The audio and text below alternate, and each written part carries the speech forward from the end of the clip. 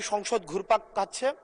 এর মাঝখানে যেহেতু দেবিদ্বার থেকে মানুষ আস্থা রেখে 1,72,000 মানুষ ভোট দিয়ে এই সংসদে পাঠিয়েছে, তাদের পক্ষে 1 মিনিট 18 সেকেন্ড কথা বলছি।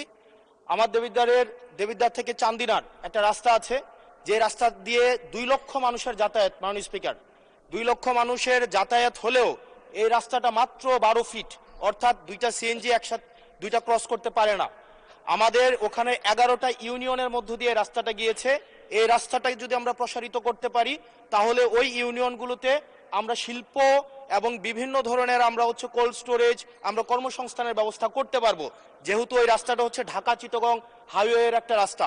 এবং এই রাস্তাটা যদি আমরা প্রশস্ত করতে পারি, তাহলে আমাদের কুমিল্লা থেকে, আমাদের ঢাকা থেকে যে সিলেটের যে যাতায়াত, সেই যাতায়াত হচ্ছে আমাদের 40 কিলোমিটারের মতো কমে যাবে। মাননীয় স্পিকার, সার্বিক দিক বিবেচনায় কর্মসংস্থান বৃদ্ধি এবং যোগাযোগ হচ্ছে আমাদের 40 কিলোমিটার কমানোর জন্য আমাদের কুমিল্লা, আমাদের দেবিদ্বার থেকে চান্দিনার যে রাস্তাটা আছে সেটা 12 ফিট আছে।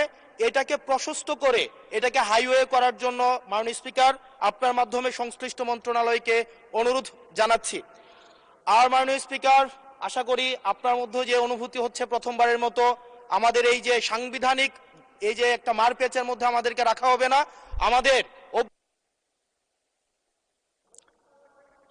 ধন্যবাদ মাননীয় সদস্য।